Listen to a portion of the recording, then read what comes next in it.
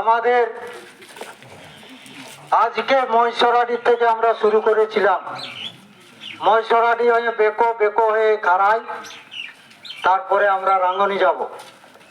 এই পদযাত্রা বিভিন্ন যে দাবি দেওয়া রাজ্য জুড়ে যে শুরু হয়েছে, বাংলা বাঁচাও যাত্রা, আমাদের জেলাতেও আমরা তা শুরু করেছি। আজকের এই বাংলা বাঁচাও পদযাত্রায় পথসভায় বক্তব্য রাখবেন ভারতের কমিউনিস্ট পার্টি মার্ক্সবাদী পুরুলিয়া জেলা কমিটির অন্যতম সদস্য, কাশীপুর উত্তর এরিয়া কমিটির সিপিআইএম এর সম্পাদক কমরেড মিনার রায়। তিনি উপস্থিত আছেন, ওনাকে পথসভায় বক্তব্য রাখার জন্য অনুরোধ করছি।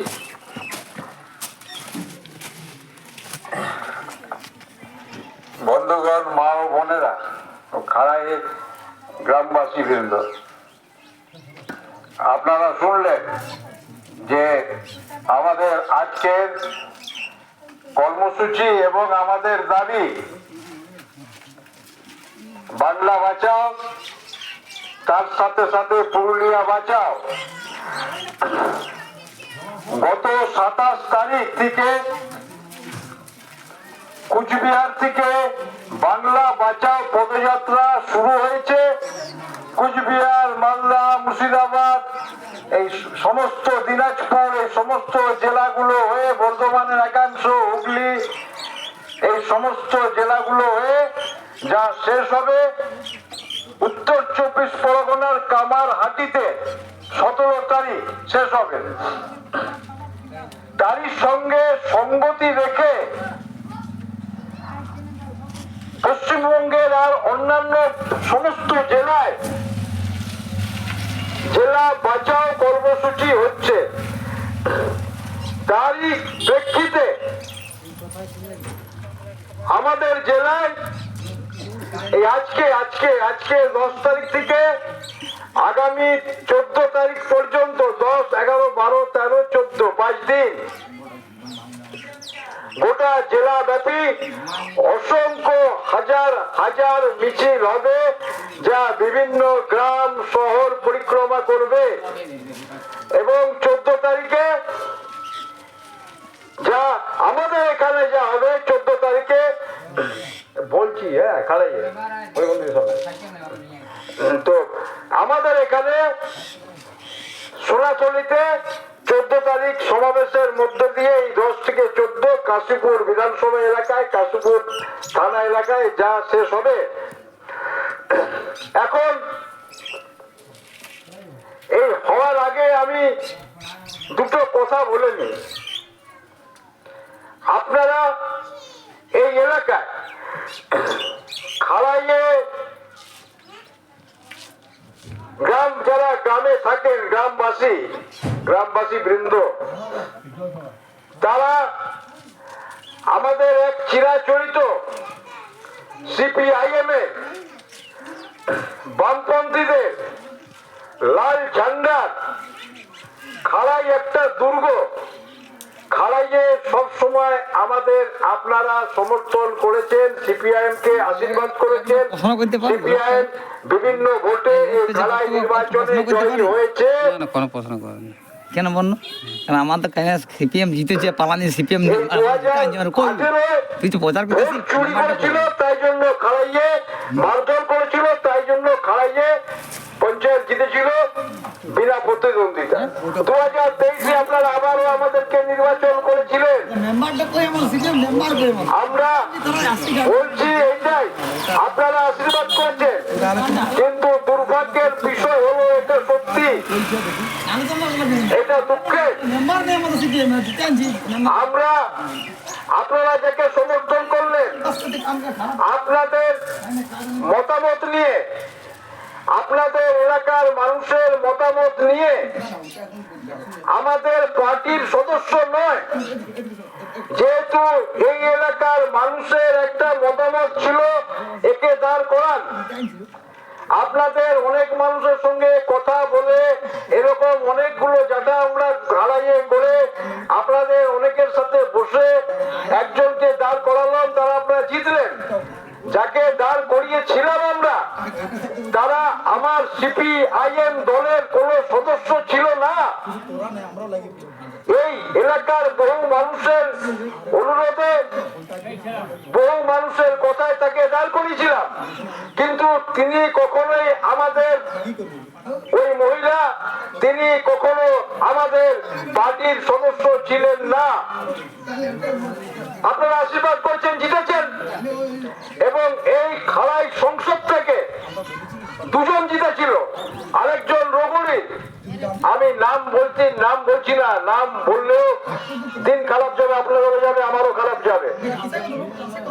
এই দুজন, তার মধ্যে একজন যিনি রঘুরী, তিনি সিপিআইএম এর টিকিটে জিতে, তার ক্ষেত্রেও তাই, তিনিও কোনদিন পার্টির সদস্য ছিলেন না। তিনি সিপিআইএম এর টিকিটে জিতে তিনি দল বদল করলেন, চলে গেলেন জোড়া ফুলে, জিতলেন সিপিআইএম এর টিকিটে। এবং তিনি সিপিআইএম ছেড়ে চলে যাওয়ার, তৃণমূলে চলে যাওয়ার পর থেকে আপনার গ্রামে কে যাকে জিতালেন, তিনিও প্রায় গ্রামের যিনি মেম্বার ছিলেন, সেও সিপিআইএম এর মেম্বার ছিল না। ওই যে রঘুরী যিনি জিতলেন, তিনি তৃণমূলে চলে গেলেন সিপিআইএম কে বিপদে ফেলার জন্য। আপনি খোঁজ নিয়ে দেখতে পারেন, এই কাশীপুর ব্লক এলাকায় এই যে বিভিন্ন দুর্নীতির সাথে যুক্ত কারা, তিনি সিপিআইএম ছেড়ে দল বদল করে চলে যাওয়ার পরে আপনার গ্রামের, আপনার যে মহিলাটি আপনাদেরকে একটা বড় অংশের মানুষকে সর্বশান্ত করলো, তা ওই রঘুরীর যিনি, তার প্ররোচনায় আজকে অনেক কথা বলতে পারেন।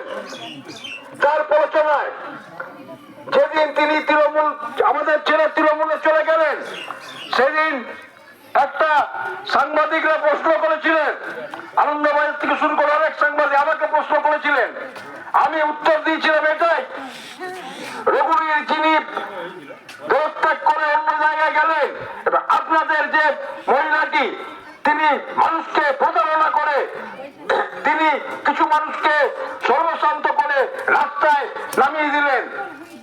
তার পরের দিনই আমি সাংবাদিকদের বলেছিলাম, আনন্দবাজার বর্তমান, সেই তার পরের দিনই যিনি দল ত্যাগ করলেন, তার পরের দিন বলেছিলাম এটাই, ঝাঁকের কই ঝাঁকে ফিরে গেল। কেউ কোনোদিনই সিপিআইএম ছিল না, তৃণমূলেই ছিল, কংগ্রেস করত। সেই গ্রামের, রঘুরী গ্রামের একটা অংশের মানুষ বললেন আমাদেরকে কে দাঁড় করান, আমরা দাঁড় করেছিলাম, যেমন আপনাদের বলার পরে ওই মহিলাটিকে দাঁড় করেছিলাম। ঠিক একইভাবে ও দলত্যাগ করে অন্য দলে চলে যাওয়ার পর পরের দিনই সাংবাদিক সম্মেলন করে আমি বলেছিলাম, আনন্দবাজার দেখে নেবেন, তার পরের দিনই আমি কি কথা বলেছিলাম, আমরা বলেছিলাম এই দুজনে আমার দলের কোনোদিন কোনো সদস্য ছিল না, তারা একজন তৃণমূলে ছিল, আর একজন যিনি খালাই থেকে নির্বাচিত মহিলা, সেও আমার দলের কোনো সদস্য ছিল না।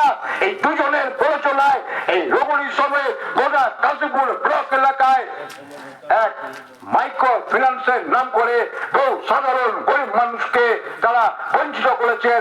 এবং এর বিরুদ্ধে আমাদের পার্টি, সিপিআইএম পার্টি, আমরা তারাজুড়িতে 150 লোকের মিছিল করেছিলাম এবং ব্লকে ডেপুটেশন দিয়েছিলাম এর বিরুদ্ধে। আমরা শোনার পর থেকেই এই মহিলাকে, আমরা যেহেতু পার্টির ছিল না, কিন্তু আমরা সঙ্গে সঙ্গে বলেছিলাম একে আমরা কোনোদিন কোন দলে, আমাদের দলে কোনো এই ধরনের চোরদের ঠাঁই নাই। আমরা যারা বঞ্চিত এই গ্রামে, আমরা তাদের সাথে আছি। আমরা এই মহিলাকে ধিক্কার জানাই। আমরা পরের দিনে সাংবাদিক সম্মেলন করে আমি বলেছিলাম, অতএব এই মহিলা কোনদিন আমার দলে ছিল না। আপনাদের কিছু ভুল ধারণা আমাদের সম্বন্ধে আছে, থাকতেই পারে, অস্বাভাবিকতা কিছু নেই। আপনারা যে বিপুল হারে আমাদেরকে আশীর্বাদ করেছিলেন, আমাদের পঞ্চায়েত নির্বাচনে জয় করেছিলেন, আপনাদের একটা অভিমান আমার আপনাদের মধ্যে জমা থাকতে পারে। আমাকে অনেকেই বলেছিল যে খালাইয়ে একটা অন্যরকম থমথমে পরিস্থিতি, খালাইয়ে আসাটা কি ঠিক হবে? আর আমরা তো কোনো দোষ করিনি, সে আমার পার্টির কেউ নয়। আপনার খালাইয়ে যারা বহুদিন ধরে পার্টিতে, দীর্ঘদিন ধরে পার্টির নেতা হিসাবে, পার্টির সদস্য হিসাবে পরিচিত যে মানুষগুলো, মদনদা থেকে শুরু করে আরো যারা যারা আছে, তাদের ক্ষেত্রে যারা দীর্ঘদিন ধরে সিপিআইএম এর লড়াই আন্দোলনে আছেন বছরের পর বছর ধরে, তাদের একজনের বিরুদ্ধে কোনো অভিযোগ আপনারা আনতে পারবেন না। তারা কোনোদিন কোনো বাজে কাজের সাথে, দুর্নীতির সাথে কোনোদিন কোনো জড়িত নয়। গোটা বেগম অঞ্চল আপনি দেখুন, আমাদের প্রধান, আপনাদের খালাইয়ারই প্রধান ছিল এক সময় কমরেড নয়ন বাউরি। আপনি কোন অভিযোগ আনতে পারবেন না দুর্নীতির। আমাদের প্রধান ছিলেন কল্যাণ মল্লিক, কোন দুর্নীতির অভিযোগ আনতে পারবেন না। আমাদের প্রধান ছিল কমরেড কাজল ভট্টাচার্য, কোন অভিযোগ আনতে পারবেন না। এবং আপনার গ্রামে আমার সিপিআইএম যে সদস্য, যারা দীর্ঘদিন ধরে সিপিআইএম সদস্য, তাদের বিরুদ্ধে কোনো অভিযোগ আনতে পারবেন না। ওই মহিলা যিনি আপনাদেরকে প্রতারণা করেছেন, সেই মহিলা সিপিআইএম এর সদস্য ছিলেন না কোনোদিন। আপনি ভালো করে লক্ষ্য করে দেখবেন, নির্বাচিত হওয়ার পর যখন রঘুরির যিনি গ্রাম পঞ্চায়েত মেম্বার, তিনি যখন আমার দলত্যাগ করলেন, তারপর থেকে এই মহিলা সিপিআইএম এর যত মিটিং মিছিল হয়েছে, তখন এতটা প্রকাশ্যে আসেনি। কোনদিন কোন দেখবেন না সিপিআইএম এর কোন মিটিং মিছিলে তারপর থেকে ওই মহিলা আছে। কারণ আমরা এই ধরনের মানুষকে বর্জন করেই চলতে অভ্যস্ত। এই ধরনের মানুষের সাথে সিপিআইএম কোনদিন কোন সংস্রব রাখে না। আপনাদের মনে কিছু অভিমান হয়েছে, হাজার হাজার কত মানুষ তার দীর্ঘদিনের সঞ্চয় করা টাকা, তাদেরকে এভাবে প্রতারিত হতে হয়েছে। তারা যে টাকা নেয়নি সেই টাকা তাদের শোধ করতে হয়েছে। কত মায়ের অশ্রু জল, কত বোনের কান্না এর মধ্যে মিশে আছে। তাই অভিমান হওয়াটা আপনাদের তো স্বাভাবিক। আপনাদের এই অভিমান আমি বুঝি, তাই বললাম না আমরা খাড়াই যাব। মানুষ তো আমাদের কথা তারা বুঝবেন, কেন প্রতিদিন প্রতিনিয়ত অতীত দিনে বর্তমানে আগামী দিনে তারা আমাদের সমর্থন করেছেন। এই খালাই বামপন্থীদের রক্তে ঘামে ভেজা এক দুর্গ, সেই মানুষগুলো যারা আমাকে তার সমস্ত দিয়ে আমাকে যারা সমর্থন করলেন, তাদের এই অভিমান তো থাকবেই। তাই আমি আপনাদের কাছে আমাদের পার্টির কথা, সিপিআইএম এর কথা, আমি সিপিআইএম এর এই এলাকার কাশীপুর উত্তর এরিয়ার সম্পাদক এবং পার্টির জেলা কমিটির মেম্বার হিসাবে আমাদের পার্টির বক্তব্য আপনাদের সামনে উপস্থাপনা করলাম। আপনারা আপনাদের নিজের বিবেচনা দিয়ে আমার কথাগুলো বিবেচনা করবেন, কথাগুলো ভাববেন। এই কথা বলার জন্য আমি আপনাদের কাছে ভাবার জন্য আমি আমার কথা রাখলাম। তাই আমাদের জেলার যে কর্মসূচি জেলা বাঁচাও, এই জেলা বাঁচাও কর্মসূচিতে স্বাস্থ্যের ব্যবস্থা উন্নত করতে হবে, শিক্ষার উন্নত করতে হবে। পুরুলিয়া জেলার যে মানুষ, অসংখ্য ছেলে, বেকার ছেলে মেয়ে যারা বাইরে রাজ্যে চলে যাচ্ছে কাজ করতে, তাদেরকে যাতে পুরুলিয়া জেলায় কাজ পায় তার কর্মসংস্থান করতে হবে। এই আমাদের দাবি। আমাদের দাবি মানুষে মানুষে বিভাজন করা যাবে না। একদিকে তৃণমূল, একদিকে বিজেপি, হিন্দু মুসলিম, ব্রাহ্মণ ক্ষত্রিয়, ব্রাহ্মণ বাউরি, আদিবাসী অনাদিবাসী লড়াই লাগিয়ে দিচ্ছে যাতে ভোটে জিততে তারা সাহায্য হয়। এটা দুটো ফুলের নিজেদের মধ্যে গোপন সমঝোতা বাইরে দেখাচ্ছে, কিন্তু দুটো ফুলের গোপন সমঝোতা। আর দেশ প্রেমের পাঠ শিখাচ্ছেন, দেশ প্রেমের পাঠ। আরে যে যুবক যুবশ্রী পেয়েছে, সে ভাবছে কবে টেট হবে, বিএড পাস করে আছে, লড়াই তো হবে, নির্বাচন হবে। যুবশ্রী পেয়েছে যে যুবক, সে যুবশ্রী দেখান্ত নয়। সে ভাবছে আমি পাস করেছি, বিএড করেছি, কবে টেট পরীক্ষা হবে, বছর বছর কবে এসএসসি পরীক্ষা হবে সেই দাবি তো থাকবে। যেই মেয়ে কন্যাশ্রী পেয়েছে, সেই কন্যাশ্রী মেয়ে ইঞ্জিনিয়ার, সে ভাবছে আমার রাজ্যে কারখানা হলে আমি একটা চাকরি পাবো। সে কন্যাশ্রী চায় না, সে চাকরি চায়। সেই কন্যাশ্রী পাওয়া মেয়েও লড়াই করবে এই তৃণমূল বিজেপির বিরুদ্ধে। এই যুবশ্রী পাওয়া ছেলেও লড়াই করবে এসএসসি যাতে প্রতি বছর হয়। আর আপনার যে স্বাস্থ্য সাথী কার্ড আছে, স্বাস্থ্য সাথী কার্ড, যেই স্বাস্থ্য সাথী কার্ডে চিকিৎসা করাতে গিয়ে যেই বাবা তার পুত্রকে হারিয়েছেন, নার্সিং হোমে ঠাঁই পাননি, নার্সিং হোমে চিকিৎসা হয়নি, যেই মেয়েকে হারিয়েছেন, সেই স্বাস্থ্য সাথী কার্ড যারা পেয়েছে তারাও এই সরকারের বিরুদ্ধে আগামী নির্বাচনে লড়াই করবে। আর মানুষে মানুষে বিভেদ করতে চাইছে, দেশপ্রেমের পাঠ শিখাচ্ছে সংসদে দাঁড়িয়ে। বহুল আলোচিত বিষয় বন্দে মাতরম গানের 150 বছর কারা শিক্ষা দিচ্ছেন দেশপ্রেমের? এই আরএসএস, এই বিজেপি, যাদের একটা লোকেরও নাম করে দিন ভারতবর্ষের স্বাধীনতা সংগ্রামের প্রথম দিন থেকে শেষ পর্যন্ত একটা আরএসএস এর লোকের স্বাধীনতা সংগ্রামের কোন অবদান আছে কিনা? না, না, কোনো অবদান নেই। আরএসএস বিজেপির 1905 সালে আরএসএস গঠিত হওয়ার পর থেকে একটা স্বাধীনতা সংগ্রামে বিজেপির আরএসএস এর কোনো ভূমিকা নেই। ভারতবর্ষের স্বাধীনতা সংগ্রামের ইতিহাসে কোনো ভূমিকা নেই। তারা শিখাচ্ছেন আজকে দেশপ্রেমের পাঠ, যারা স্বাধীনতার জন্য এক ফোঁটা রক্ত দেননি, বরং স্বাধীনতা আন্দোলনে বিশ্বাসঘাতকতা করেছেন। বিশ্বাসঘাতকতা করেছেন সাভারকার, যাদেরকে বীর বলে, বীর, যিনি আন্দামান সেলুলার জেল থেকে বেরিয়ে আসার পর প্রাণ ভিক্ষা চেয়ে জেল থেকে বেরোবার জন্য গড় চড়ে ব্রিটিশ সরকারের কাছে নত জানু হয়ে একবার নয় তিনবার ক্ষমা ভিক্ষা দিয়ে চিঠি চেয়েছেন। সেই চিঠি আছে।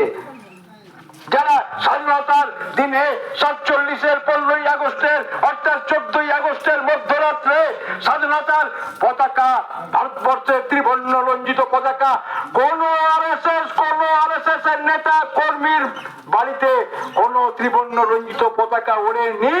তারা পালন করেছিল ত্রিবর্ণ পতাকা আমরা মানি না। একবারও তো মোদীজি বলতে পারলেন না পার্লামেন্টে দাঁড়িয়ে ঈশ্বর আল্লাহ তেরা নাম, ঈশ্বর আল্লাহ তেরা নাম বলতে পারছে না। ঈশ্বর আল্লাহ, খালি রাজনীতি, হিন্দু হিন্দু, মুসলমান মুসলমান, খ্রিস্টান। যখন এখানে হচ্ছে না তখন ব্রাহ্মণ, বাউরি, আদিবাসী, অন্ধ্রবাসী এই নিয়ে লড়াই লাগিয়ে দিচ্ছে।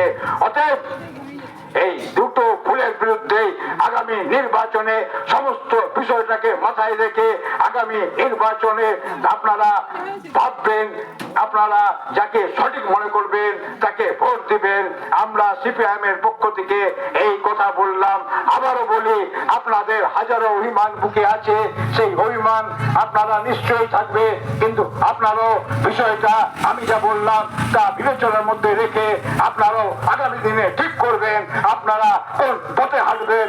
আমরা আশা করব আপনারা অতীত দিনগুলো তো যেভাবে সিপিআইএম কে সমর্থন করেছেন, আগামী দিনেও সেই সমর্থনে কোনো টান পড়বে না, এই বিশ্বাস আছে। এই আস্থা ভরসা রেখে আমি আপনাদের সবাইকে অভিনন্দন, ধন্যবাদ, নমস্কার জানিয়ে আমি আমার বলা শেষ করলাম। ইনকলাব জিন্দাবাদ, সিপিআইএম জিন্দাবাদ।